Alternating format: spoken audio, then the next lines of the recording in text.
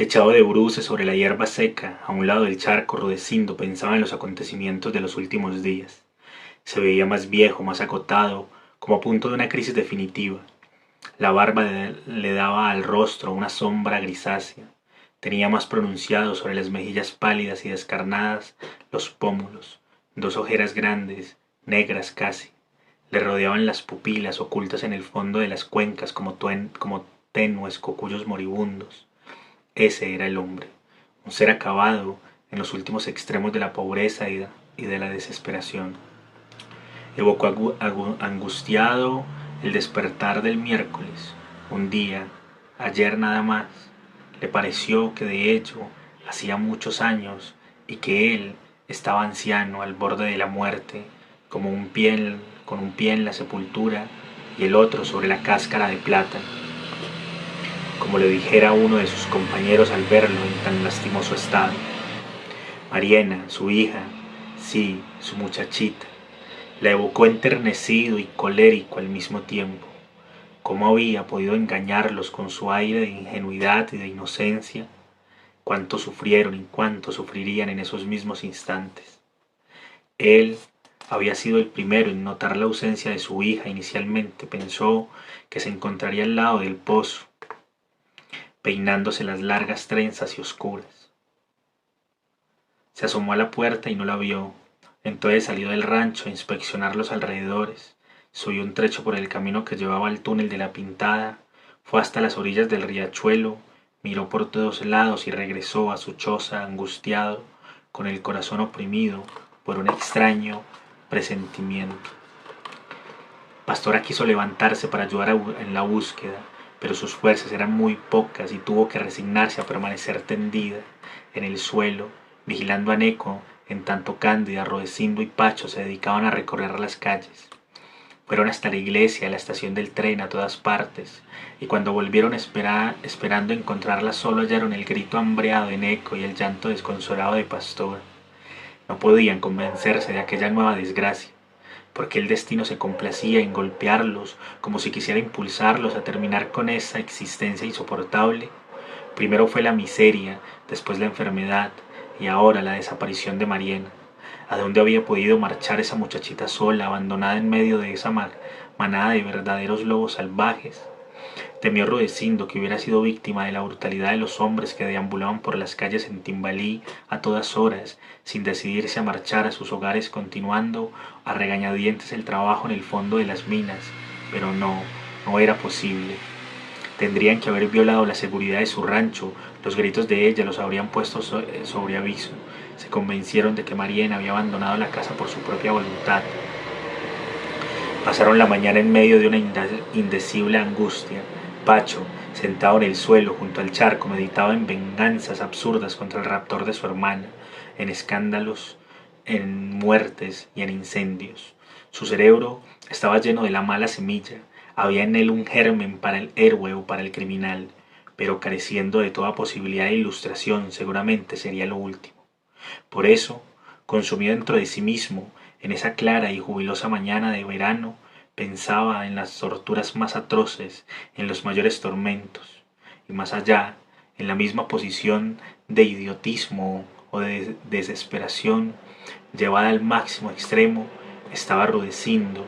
No tenía pensamientos, un solo deseo: encontrar a Mariena, hacer que regresara al hogar que por circunstancias inexplicables había abandonado, y dentro de la choza, Cándida tratando de calmar a Pastora, que estaba inconsolable.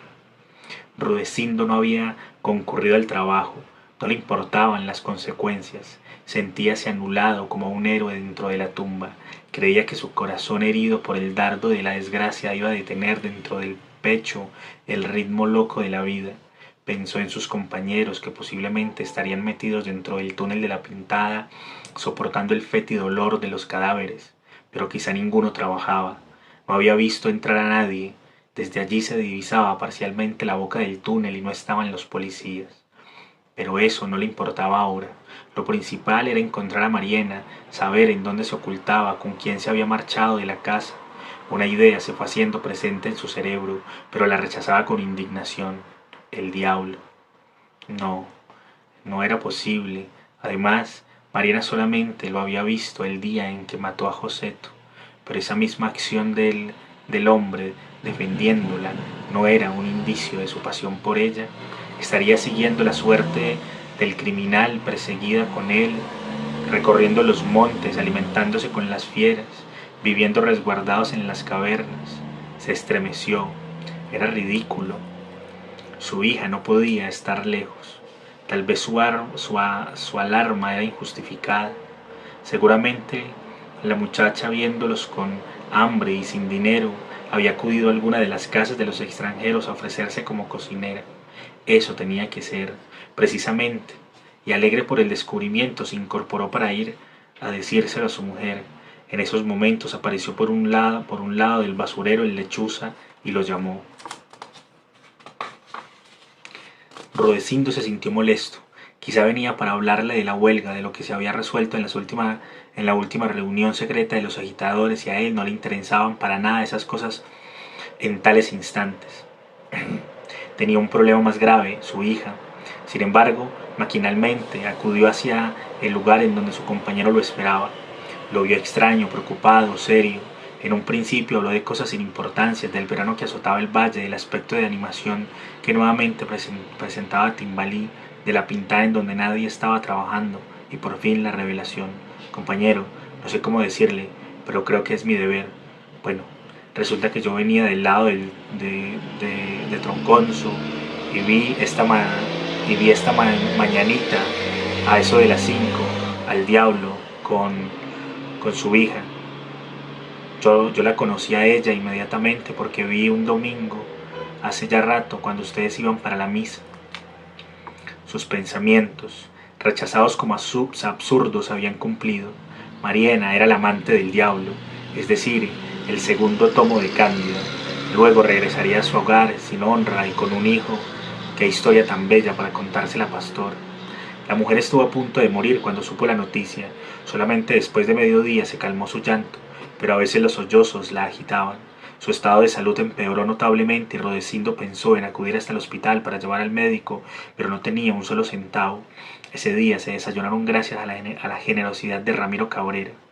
Ahora, recordando todos los episodios dolorosos del día anterior, se le llenaban los ojos de lágrimas, apretó los puños. Era su destino, siempre aporreándolo, dándole contra la tierra. En la pintada, el trabajo estaba interrumpido desde hacía 2 días. Pensó que no estaba haciendo nada en Timbalí. ¿Cómo pagarle a Cabrera lo que le dejara fiado? ¿Con qué seguir viviendo con su esposa cada vez más grave, con Cándida, con Neiko, con su hijo? Los recuerdos de la mujer que después de conocer la noticia daba por el lechuza se había tornado taciturna y esquiva, se iban esfumando en su memoria. No pensaba en ella, ni en su cuerpo joven, ni en sus pezones de canela. Ahora solo tenía una obsesión. Era un desgraciado, un desamparado, un miserable. No estaba trabajando, no poseía un rancho decente donde dormir. Su esposa se hallaba enferma, no contaba con un solo centavo para el pan de cada día. Su hija se había fugado con el diablo y deseó estar ocupando el puesto del cadáver de aquel 11-330 que encontraron espichado entre las rocas en el fondo negro del túnel. ¿Qué pasaba entre tanto en las dependencias de la compañía? Él lo ignoraba, pero sí había visto que los grupos de policías que vigilaban el pueblo no disminuían, eran los mismos, 300 hombres armados contra 1800 obreros indefensos. ¿Y en dónde estaba la rebelión? ¿Qué había sido de ella?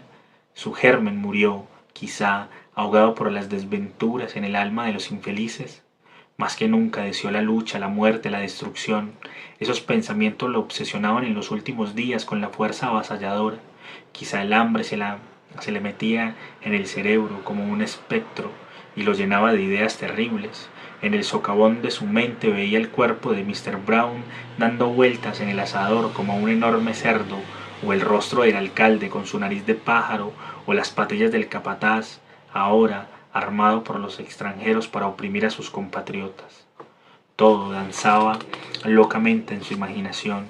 Se hallaba enfermo, enfermo de hambre y de miseria, y así, como él, estaban todos los obreros de la compañía. Ya nada habría capaz de redimirlo. No almorzó, tampoco pudo comer. Un poco de caldo y pan fue todo lo que logró ingerir Pastora, y para Cándida y los dos muchachos agua de panela caliente. El hambre lo martirizaba. Tomó agua en el pozo hasta que le dolió el estómago y lo acometieron las náuseas. Vomitó sobre el pasto. Estaba muy débil. No se sentía capaz de dar un paso. Era el fin, pensó. Ya estaba llegando su miseria a los mayores extremos. No podría resistir más la carga abrumadora de la existencia. Percibió dentro del rancho el llanto de Neco que pedía pan. Oyó la voz autoritaria pero quebrada por la pena de Cándida reclamándole silencio. Escuchó los quejidos de Pastora que estaba muriéndose, y allí también se encontraba Pacho. Casi lo adivinó recostado contra un rincón, con los ojos cerrados pensando en cometer las mayores atrocidades. Desesperado, como si lo estuviera persiguiendo un monstruo, abandonó los alrededores de su cubil y se dirigió a la cantina de Ramiro Cabrera. El polvo amarillo de la calle bailó delante de sus ojos una zaramba. Se abalanzó sobre él, trató de agarrarlo, de abofetearlo, de morderlo. Le tenía odio y terror, y entonces, alocado, fue una parte a otra persiguiéndolo. Pero el polvo en las manos del viento se burlaba de sus angustias, de su ansiedad. Comprendió que se estaba portando extrañamente, más como un ser, con el juicio perdido que como una persona normal. Pero ¿quién le había dicho que no estaba loco? ¿Quién le garantizaba que su cerebro no se hallaba sufriendo una aguda crisis a consecuencia de la miseria, de la sed insatisfecha de justicia? Al llegar a la puerta de la cantina, oyó voces animadas y gritos. Entró decidido a todo. Hubiera sido capaz de enfrentarse él solo a 20 policías y desarmarlos sin dificultad. Una determinación tremenda lo invadía. Era el deseo de terminar de una vez por todas, de consumirse entre ese polvo amarillento de las calles, de ahogarse en él, de desaparecer para siempre. Ante el mostrador estaba Cabrera. Unos obreros borrachos gesticulaban y hablaban de cosas que nadie podía entenderles. Otros, sentados ante la mesa del rincón, maldecían contra los jefes de la compañía en voz baja, por temor a los policías. Ni un solo rostro amigo. «Hola, Cristancho, entre», le dijo Cabrera. «¿Pero qué tiene? Lo noto más acabado cada día, como que le ha sentado muy duro el fracaso de la huelga, ¿no?» «Sí, señor, sí, un poco». «No se desespere, hombre. Usted tiene madera de luchador. Yo no sé a dónde vayamos a parar con todas estas injusticias que se están cometiendo ahora. Parece que los patrones hubieran querido dominarlos por la fuerza, humillarlos, demostrarles que son los más poderosos, y lo malo es que ellos tienen las armas y ustedes, los mineros, solamente poseen determinación y coraje». «Sí, así es. Esta noche hay aquí una reunión. Tal vez no vengan los policías a meter sus cochinas narices». «¿Una reunión?». Entonces la situación de los obreros continuaba delicada. Estaban al borde peligroso de una crisis que en esas circunstancias podía ser fatal para todos, porque los obreros descontentos, atemorizados, serían capaces de organizar una estampida y 1800 hombres eran suficientes para arrasar el valle. Sí, aquella noche se verificaba en la cantina de Cabrera una reunión. Indudablemente estaría Spinelli, podría verlo, hablar con él, contarle sus problemas. Le tenía una gran confianza, quizá porque poseía la última certeza de ser comprendido. En todo caso, nada tenía que hacer en el rancho, como no fuera escuchar el llanto constante de Neco, las palabras llenas de amargura de Cándida y los quejidos de Pastora. Decidió esperar a que llegaran los compañeros para enterarse de lo que estaba sucediendo en las diversas dependencias de la compañía. ¿Tardarán mucho en llegar a la reunión?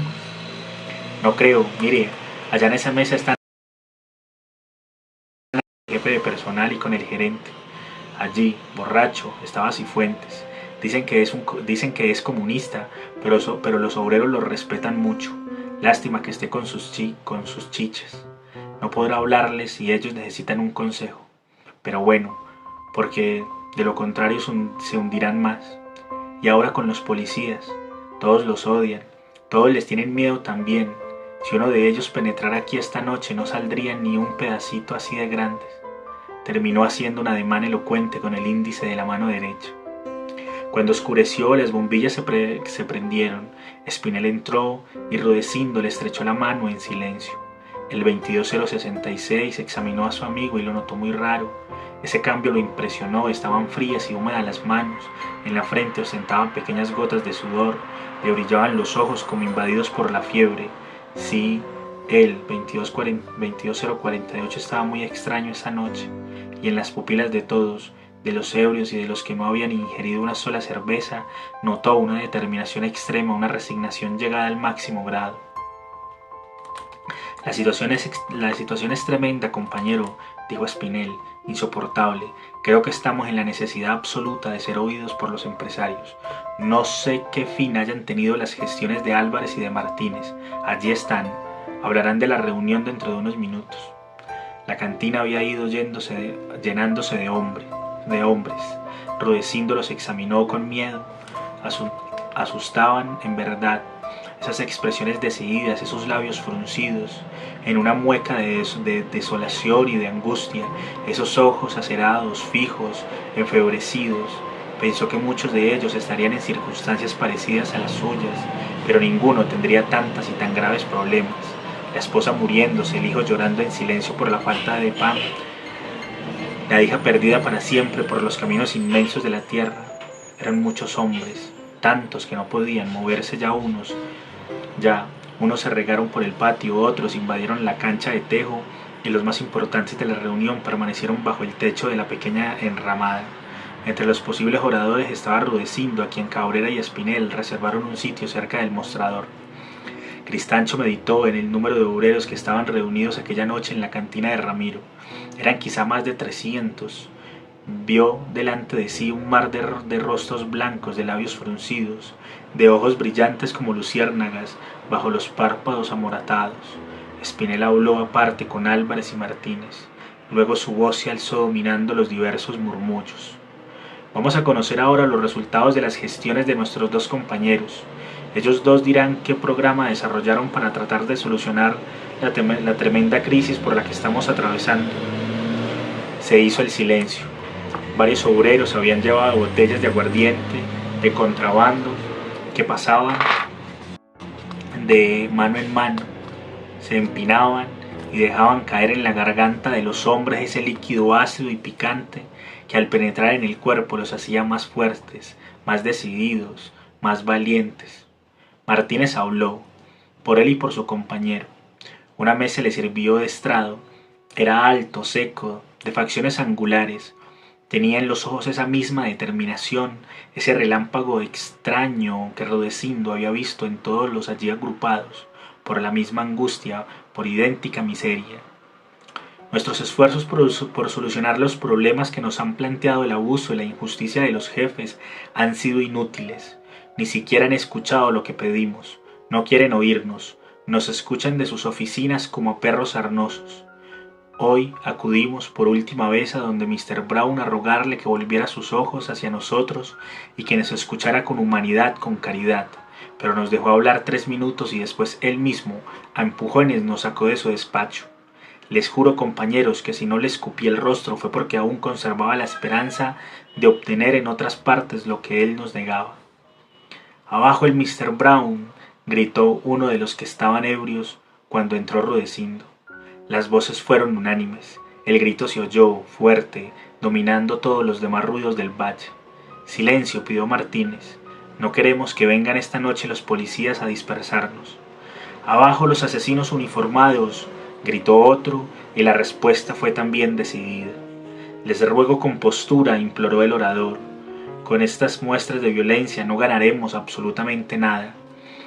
Venía relatando que abandonamos sin esperanzas mayores el despacho del jefe de personal.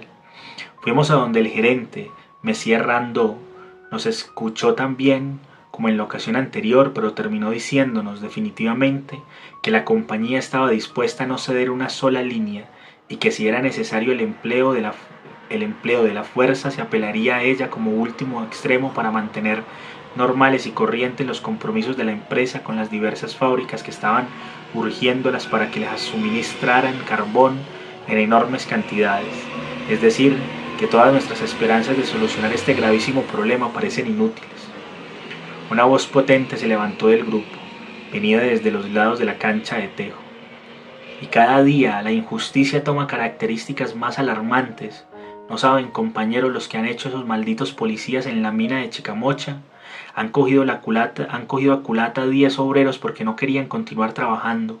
A uno, precisamente a Juan Beltrán, le fracturaron la clavícula y así, imposibilitado físicamente, lo obligaron a trabajar hasta que cayó al suelo desmayado, casi moribundo, y luego los miserables no nos permitieron llevarlo a su casa. Allá se quedó hasta que un muchacho que por casualidad presenció el lance le avisó a la mujer. Por todas partes cunde la barbarie, dijo otro que estaba situado cerca del anterior, y eso es fruto de la llegada de los policías. Se dice que son agentes del orden, pero yo les he visto en ocasiones anteriores recorrer los caminos de las veredas matando a los hombres y a los niños, violando a las mujeres, y ahora piensan que van a poder hacer lo mismo con nosotros. Muera la policía. La gritería fue ensordecedora. Se ponían tensos los ánimos. Las botellas de aguardiente circulaban de mano en mano. Ramiro Cabrera sacó de sus depósitos secretos un enorme barril de chicha y lo dejó sobre la mesa cercana de Martínez para que allí acudieran a calmar la sed y a apagar la cólera todos los que así lo desearan. En la meseta del socavón de Santa Brígida, el capataz hirió de un disparo a uno de los obreros. Un capataz, pero no son acaso de los nuestros. Están vendidos a la compañía. Son unos judas, les prometieron aumentos de sueldos y les han dado armas. Abajo los capataces, mueran los traidores. Se trata de José Castro. La bala le atravesó el brazo derecho y es posible que nunca en la vida recupere por completo sus facultades. ¿Podemos soportar acaso estas atrocidades que estamos presenciando? ¿Seremos indiferentes? ¿Dejaremos que los policías y los capataces armados diezmen y asesinen delante de nuestros propios ojos a los compañeros? Nunca, nunca. Abajo los policías. Tenemos que defendernos. Y en la pintada, ¿saben lo que nos han obligado a hacer?, preguntó Espinel dominando el tumulto. Ahí en el fondo de esa mina quedaron sepultados hace 12 meses 4 de nuestros colegas. No se preocuparon los amos siquiera de mandar rescatar los cadáveres. Y el martes hallamos uno de esos cuerpos descompuesto y fétido, y querían obligarnos por medio de la fuerza a trabajar en esas condiciones inhumanas. Un hombre que acababa de llegar gritó desde la puerta. ¿No oyeron hace poco un disparo de fusil? Allá abajo, en la estación, un policía borracho disparó contra Torres, el maquinista, y lo dejó muerto instantáneamente. Los gritos ante esta nueva noticia redoblaron. Se alzaron en el aire las manos crispadas pidiendo justicia, clamando venganza. Ya no podían soportarlo más. Ya estaba colmada la copa tanto del sufrimiento individual como colectivo. ¿Lo ven, compañeros?, preguntó Álvarez, que había ocupado el sitio abandonado un momento antes por Martínez. ¿Qué podemos hacer ante la fuerza bruta que se ha desatado sobre las calles de Timbalí? Por todas partes heridos, muertos, injusticia y barbarie. Ha llegado el momento definitivo. Mañana iremos en manifestación a pedir una adecuada solución a nuestros problemas, a solicitar, mañana no, ahora mismo, gritó uno, ebrio, que estaba colocado junto al barril. Ahora mismo, sí, abajo los policías, mueran los extranjeros y los traidores. La voz de Álvarez, pidiendo prudencia, recomendando la paz en esos momentos definitivos, se perdió en un mar de gritos enfurecidos. Rudecindo bebió un vaso de chicha que le habían alcanzado. El líquido penetró en su cuerpo y ya no sintió ni hambre, ni dolor, ni cansancio. Solo experimentó un deseo de gritar, de maldecir a los que estaban oprimiéndolos como unos verdugos de correr por las calles del barrio extranjero agitando en el aire las manos como teas revolucionarias. Vamos a pedir justicia. Vamos a vengar a los compañeros heridos y muertos. Terminaremos con los policías, son 300 y nosotros más de 1000. No tenemos armas, pero tenemos valor y estamos desesperados. Álvarez, Espinel y Martínez trataban de calmar los gritos. Cifuentes, por el contrario, ebrio como estaba, no cesaba de animar a sus compañeros con sus abajos a los policías, a los místeres y a los musies. La animación se fue haciendo incontenible. Las botellas de aguardiente habían sido vaciadas. Entonces, desde su sitio cerca del mostrador, Rudecindo vio que el mar de rostros que tenía ante él había cambiado el aspecto en un segundo. Ahora, secos los labios por los gritos repetidos, daban un aspecto siniestro a esas caras blancas como pintadas con tiza y dentro de todas las pupilas parecían estar danzando las llamas de un incendio fabuloso. El 22048 sintió que, también allá en el fondo, le crecía la cólera contra su destino, contra las injusticias de la vida, y para darse ánimo, para que no se diera en su interior ese fuego que estaba alimentando la combustión de su organismo, pensó en su casa miserable, en su esposa agonizante, en las silenciosas lágrimas de Pacho, en los gritos de Neco, en Cándida. Sí, por ellos, por esos seres que estaban ya ligados a su vida, debía luchar, defender sus derechos, hacer que la voz de los desamparados, de los miserables y de los pobres se oyera, por fin como una clarina potentísima que dominara allí en el valle de Timbalí el ruido de los motores, el jadeante trabajar de las máquinas. Era necesario que se escuchara el clamor de los oprimidos, opacando la voz de los fusiles. Tenían que vencer. Dios les había dado igualdad de derechos. Los humillados, los encarnecidos, los ignorantes debían lanzar su grito unánime, poderoso, para pedir pan y comprensión y justicia. Mueran los cerdos, extranjeros, maldito sea por todos los siglos el jefe de personal. Hay que acabar con la tiranía. Los fusiles deben ser nuestros, llevamos la razón de nuestra parte. Allá abajo los místeres duermen bien comidos mientras nosotros nos estamos muriendo de hambre. A la calle todos, a la calle. Viva la revolución, vivan los obreros, triunfaremos. Somos 1000 hombres dispuestos a la muerte. Abajo la policía. En esos momentos, en las puertas de la cantina, con ademanes violentos, con los fusiles en bandolera, aparecieron 10 agentes uniformados.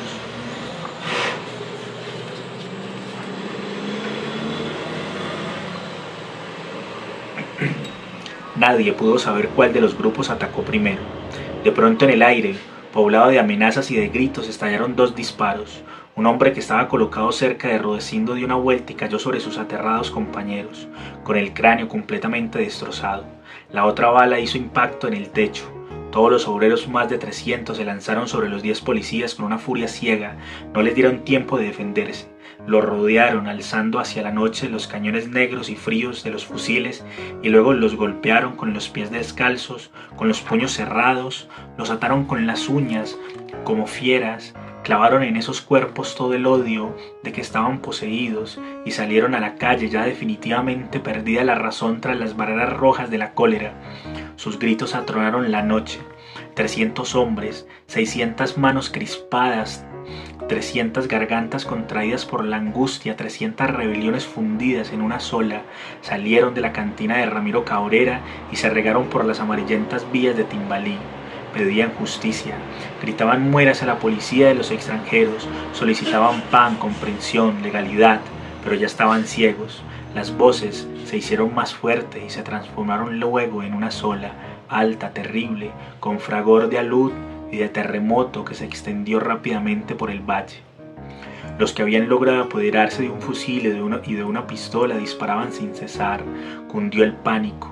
No era solo el reventar constante de las balas, sino la voz, el grito de un pueblo hambreado, pobre y miserable, rebelado contra la injusticia. Por las esquinas fueron llegando más y más obreros. Los que trabajaban en el fondo de las minas distantes oyeron las detonaciones y salieron, matando a los policías que los vigilaban y apoderándose de sus armas. Muchos quedaron tendidos ante los disparos de los enemigos, entre charcos de sangre, retorciéndose en las convulsiones de la agonía. Pero los más, con la fuerza de la desesperación, vencieron a quienes los guardiaban y caminaron por los diversos senderos del valle hacia un mismo centro, el barrio de los extranjeros. Ya no estuvieron solos en medio de la sombra. Los que salieron de la cantina de Cabrera de los 4 puntos cardinales llegaban obreros. Venían de los 4 puntos cardinales, venían algunos con antorchas que difundían por la penumbra sus luces amarillas humeantes. Parecían gritos de fuego encendidos contra la explotación inmisericordia. La fila fue engrandándose, haciéndose a cada metro más poderosa, más terrible. Los gritos duplicaron su fuerza. Ya todas las gargantas estaban secas, roncas, pero aún emitían sonidos guturales aterradores. Los tiros se hicieron más nutridos, Venían desde diversos sitios los ecos de los disparos de Viento Alegre, de Santa Brígida, de Niña Sol, y de repente, para aumentar la confusión, los motores se apagaron. Los empleados encargados de vigilarlos habían, sin duda, dominado a los guardias y unían su voluntad en busca del triunfo de la rebelión. No fue aquello lo que buscaron Álvarez, Martínez, Espinel y tantos otros. Ellos querían organizar para el día siguiente una manifestación pacífica, ordenada, que acudiera ante las oficinas de la jefatura de personal para pedir justicia, seguro colectivo, aumento de salario, abolición de la hora más de trabajo. Pero ¿qué podían ellos solos contra la turba enfurecida? ¿Quién escucharía en aquellos minutos supremos sus voces que se alzan pidiendo paz en medio de la ira desatada de los obreros? Incapaces de dominar la avalancha, se unieron a ella, tratando por todos los medios de detener las manos crispadas de los hombres, de arrebatarle las armas que no cesaban de disparar, de apagar las antorchas que iban aumentando en proporción aterradora, sin que nadie supiera de dónde brotaban, a fortalecer la fila de los desamparados, de aquellos seres martirizados por el hambre y por la sed de justicia que ahora recorrían, ebrios de cólera y de deseos de venganza, las calles amarillentas y sucias del barrio obrero de Timbalí. Rudecindo Cristancho, el 22048, iba también entre ellos. En la primera fila llevaba como únicas armas sus manos callosas de minero, como bandera, su voz que reclamaba por lo que legalmente le correspondía, como antorcha sus ojos que brillaban, poseídos por la fiebre de una determinación irrevocable.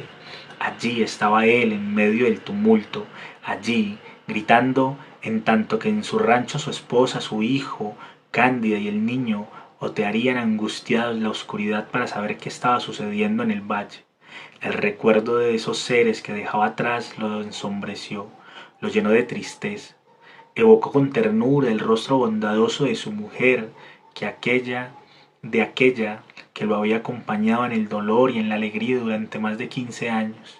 La recordó en el campo de la casa paterna, alta y llena de vida y de juventud. Evocó sus momentos de felicidad, sus días de hambre y de miseria.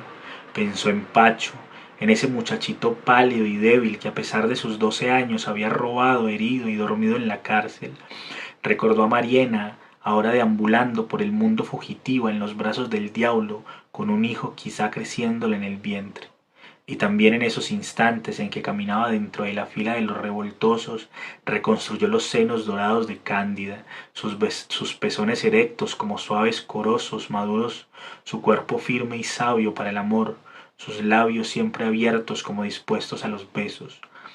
¿Por qué se le venían a la memoria los encantos de esa mujer que había dormido a 20 centímetros de su cuerpo y a la que no había sido capaz de acercarse una vez siquiera? ¿Por qué pensó con terror en los gritos de Neco pidiendo pan? ¿Por qué recordó que su esposa estaba muriéndose de hambre, tendida en el suelo, incapacitada para levantarse? El clamor era repetido por 800 hombres. La manifestación crecía, aumentaban como cocuyos gigantescos y enloquecidos las antorchas. Se deshojaban en el aire de la sombra las rosas rojas nacidas del cañón de las pistolas y de los fusiles. La oscuridad, una vez apagados los motores, fue absoluta. Solo se distinguía, como una masa blanca, el barrio elegante de Timbalí, en donde los hombres dormían en blancos lechos, en tanto que ellos, los que marchaban con la palabra de la rebelión en los labios, tenían que contentarse con un metro de tierra dura para reclinar allí su cuerpo agobiado por el trabajo. ¿Dónde estaban los policías? De súbito tuvieron la respuesta, en forma de una lluvia de balas. Agazapados tras los vagones viejos del ferrocarril, los uniformados desocupaban sus armas sobre el compacto grupo de rebeldes. Muchos cayeron heridos o muertos. Sobre ellos, sin cuidarse de su cuerpo, pasaron los demás hombres, 1600 pies arrastrándose por el suelo amarillento de las calles, 800 bocas hambrientas que gritaban contra los explotadores y contra los injustos. Un estremecimiento general recorrió la fila de los mineros. Había muerto de las primeras descargas no menos de 50 hombres, pero los restantes avanzaron con una furia irreflexiva y loca. Fueron como una enorme masa incontenible de rocas, como un derrumbe humano, cayendo sobre los policías que, atrincherados en los vagones, no esperaban ese gesto de audacia. Por una y otra parte se regaron los obreros, rodeando los carros. Los agentes, desde sus puestos estratégicos, continuaban disparando contra los grupos de hombres que tenían por toda defensa sus pechos descubiertos, escuálidos, minados por el desaseo y por la tisis. Pero los rebeldes poseían la fuerza arrolladora de su determinación y de su locura. Muy pronto los 150 policías fueron dominados. Algunos los ataron con las manos abiertas, metiéndole los dedos en los ojos, arrancándole los cabellos. Otros los ahuyentaron a mordiscos como canes rabiosos y lentamente fueron haciéndolos ceder, hasta que los que en el ataque no murieron se fugaron hacia las colinas aterrorizados y heridos. Con esta victoria se aumentó el número de armas que poseían los rebeldes. Los disparos se hicieron más frecuentes. Ya los cañones no estaban dirigidos al viento, sino contra las suntuosas construcciones de los jefes, como se distinguían en compacto bloque. Allá adelante, de pronto, frente a ellos, distinguieron el edificio cuadrado de la prisión y se abalanzaron contra él. 150 obreros, quizá más, yacían muertos regados por las calles, reclinados en posturas grotescas contra los rieles o contra los vagones del ferrocarril. Pero esos habían sido reemplazados por otros, que continuaban llegando de las más apartadas regiones con antorchas encendidas, gritando, pidiendo justicia, ahogados ya en el cenagoso mar de la venganza y del crimen, al que habían sido precipitados precisamente por la incomprensión de los poderosos.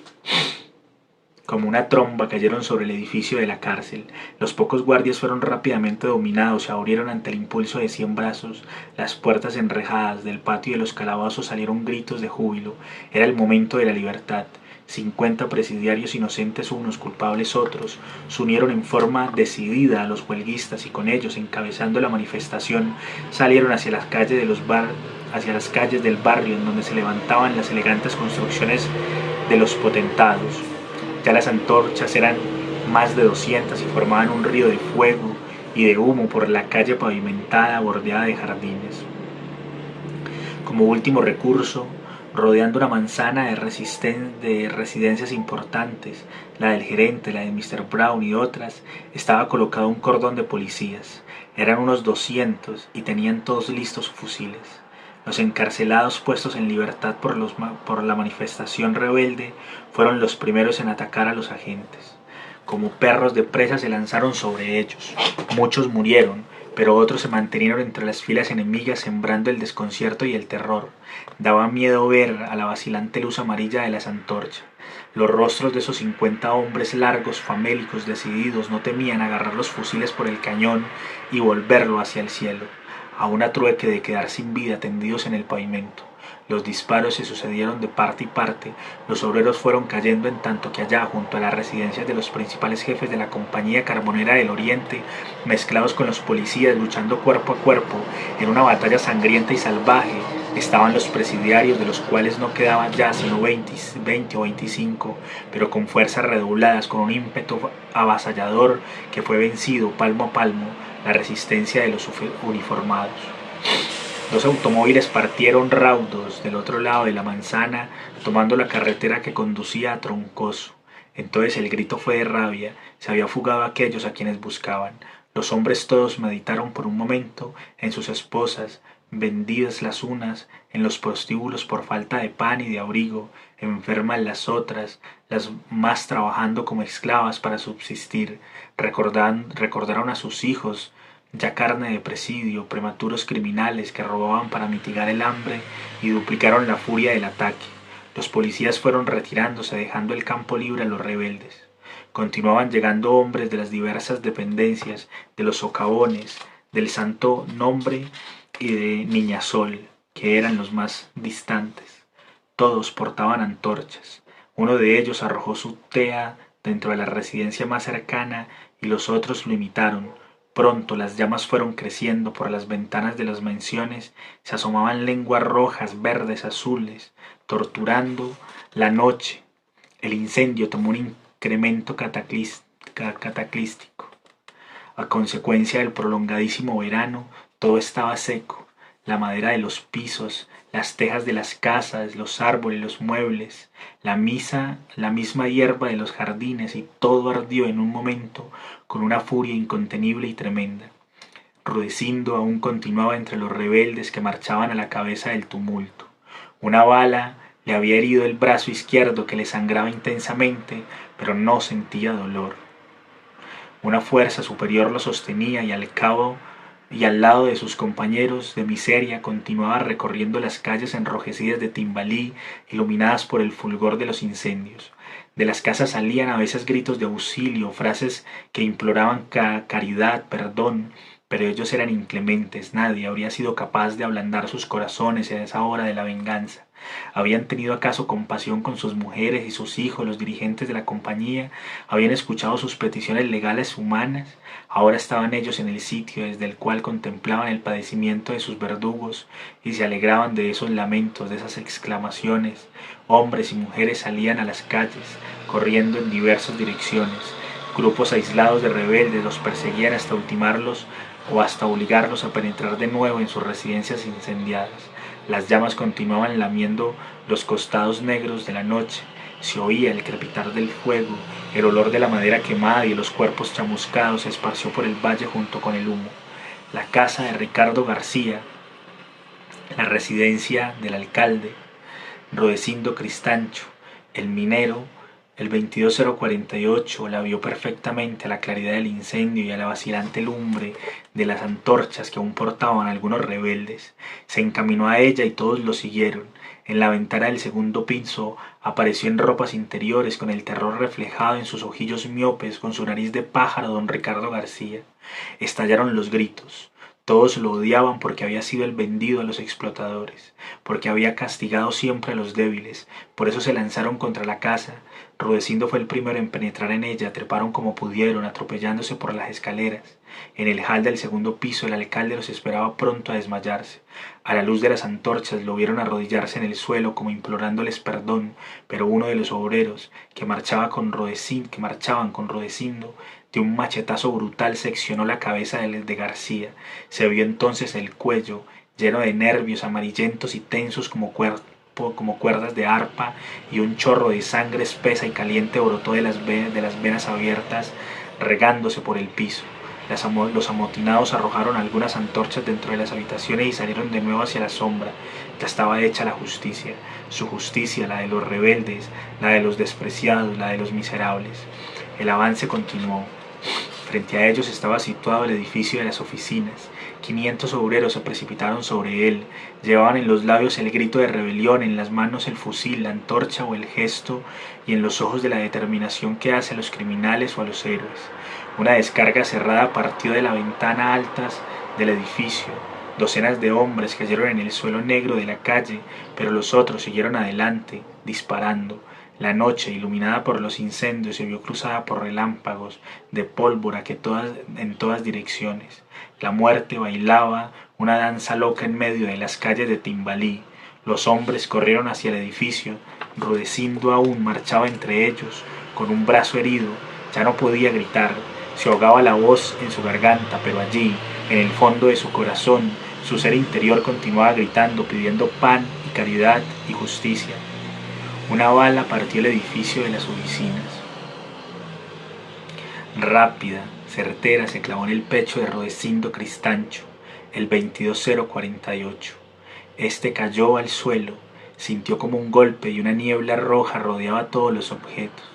Pensó que era el incendio que se generalizaba. Centenares de pies desnudos pasaron por sobre su cuerpo insensible. Aún alcanzó a pensar con angustia en Pastora y en sus hijos. Después una sombra espesa y húmeda lo fue llenando todo, y ya no sintió ni dolor, ni hambre, ni deseos de venganza. Los hombres continuaron hacia adelante. Eran los desposeídos, los desamparados, los olvidados. Eran los seres famélicos que luchaban contra la injusticia. Venían desde las garras de la miseria hasta los extremos sangrientos de la rebelión. Y por todo el pueblo de Timbalí las llamas iban extendiendo sus grandes alas rojas.